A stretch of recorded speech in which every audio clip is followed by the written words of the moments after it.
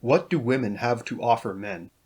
A lot of men talk about how the risk isn't worth it, and perhaps I'll delve into the topic of risk as a man another time, but right now I want to focus on the reward side of that equation. Whatever the risk is, why would you take it? I think most single men, and even women, don't understand what women actually have to offer that could make the risks worthwhile. As usual, this is just my personal perspective. It's seriously limited, and doubtless wrong in plenty of ways. Most of the ideas I'll cover here come from conversations with married friends of mine, when asked what their wife has to offer them. Even those answers are distorted through the lenses of our relationships and my interpretation and aggregation of what they said. I encourage you to ask the same question of married men you know. I found the particular ways different men answered to be very enlightening. I should also note that I'm going to deliberately be very one-sided with this and stick to the male perspective. I'm also going to speak in general terms. People vary a great deal, and finding someone whose uniqueness matches up well with yours is obviously important. In addition to that, I want to emphasize that you are better off single than married to the wrong person. Marriage isn't some magical ceremony that automatically makes your life better. Finding the right person and building a relationship is where the benefits come from. Another caveat. Much of what I'll cover here is about comfort and the like. It's easy to brush those things off because you see yourself as a hard ass and they aren't things you need or can quantify. They can still improve your life in meaningful ways. The reality is that a lot of the unique things that women have to offer are more qualitative than quantitative. You don't need help being a man, you have the tools for that. It's the things you don't know or understand well that a woman can truly contribute. So after all that, what do women have to offer? The obvious first point is sex. Yes, we all know the stereotype of the married couple who rarely has sex anymore, and when they do, it's terrible. This certainly happens, but it's mostly due to couples not recognizing that their marriage involves a responsibility for sexually caring for their spouse. You wouldn't come home to your wife crying and say, "Sorry, honey, I'm not feeling particularly empathetic right now. Maybe some other time." Not assuming responsibility for sexually satisfying your spouse in order to build and maintain a strong sexual bond is just as much of a failure as not maintaining strong emotional or trust bonds. Marriage also removes any excuses for poor communication about your desires. If you're going to spend the rest of your life with someone, there should be no fear of being honest about what you want, and they should have no fear that you're just using them as a temporary experiment. If you make wise choices, marriage presents the greatest opportunity for sexual satisfaction for most people. The natural segue from there is children. When you're young, it's easy to say you don't want kids, but for most men that desire grows with age and experience in life. It's very likely that at some point you will wind up wanting kids more than you currently expect to. Marriage is obviously the only sane way to go about that. Even if you could just Thanos snap your offspring into existence, the reality is that as a man, you're at best half equipped to take care of them. Women have an enormous amount to offer in raising kids, both because they tend to shoulder the greater part of the burden, and because having parents of both genders is incredibly important to the development of children. Even your relationship itself is hugely important to child rearing. Parents serve as the primary model that children have for adult relationships. Even the non-romantic basic standards of how people interact with each other are inevitably more influenced by their parents' relationship than anything else. Without a wife, there is no possible way you could provide the same quality of influence to your children. While those are the two most obvious things, they might not be the most important. The one answer that I heard the most from married men is that their wife is a helper. She enables them to do more or be more than they would on their own. This goes back to what I said earlier. You have the skills to be a man. Those aren't the things you need from a woman. Having some of the burden of things you don't excel at taken off you gives you the opportunity to push your strengths further and develop yourself more. Another thing married men consistently mention is that their wife offers many little things that they didn't even know they wanted. Again, men and women are different.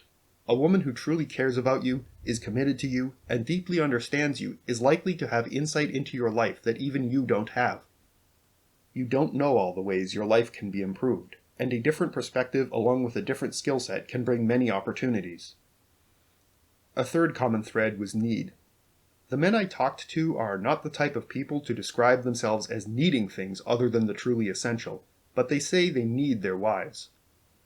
This is not a need they had before marriage, but rather something that has grown out of their relationships with their wives. It wasn't a lack, but something new that they happily depend on for the rest of their life. I'm not sure I can adequately explain this next one, but I know married men experience it. Comfortable nakedness.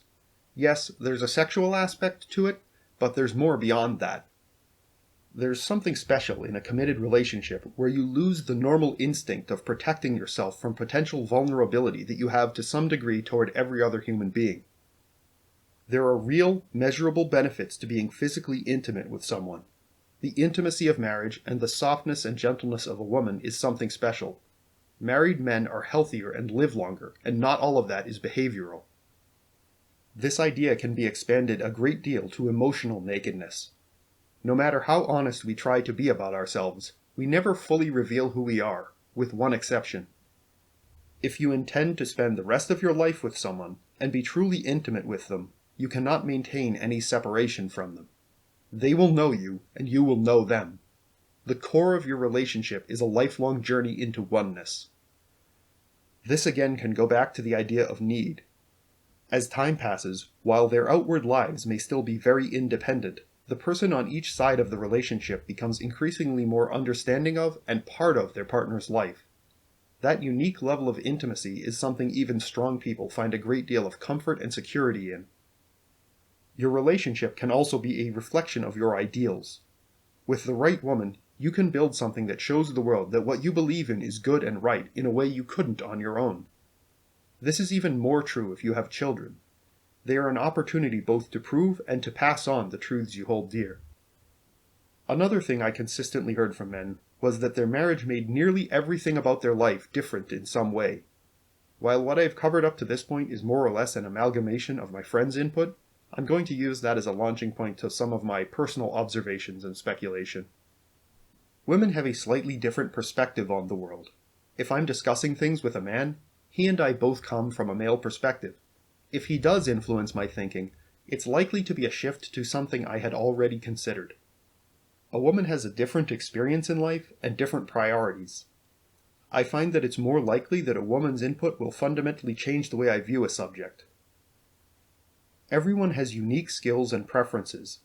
Men and women tend to be particularly complementary. Living with a woman brings opportunities to exchange burdens in a way that benefits both of you.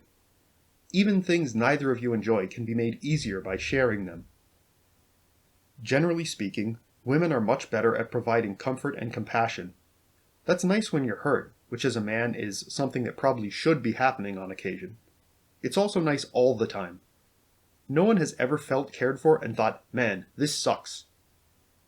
Women tend to be more socially aware than men. Having input from the right woman could be valuable in a number of arenas, especially when you're young and extra stupid. Women are typically more patient than men. It's inevitable that we absorb aspects of the personalities of people we spend time with. If you and your wife both put in effort, hopefully you will grow to reflect each other's positive qualities, while your negative characteristics may somewhat diminish.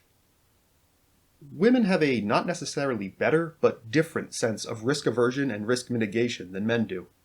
Sometimes testosterone convinces you to do things you should do, but other times it convinces you to do things you really shouldn't. Married men tend to be influenced by their wives to make a lot fewer stupid decisions. I'm sorry if I sounded a bit sappy during this video. Going over this stuff has given me a bit of insight into the other side of what my recently widowed mother lost, and that makes me a bit more emotional than I usually am. Now that I've tugged at your heartstrings, it's the perfect time to shove in the dagger of like, comment, and subscribe. It really does make a difference, and I love to hear what people have to say. Especially any married men. Is there anything you'd say I overlooked?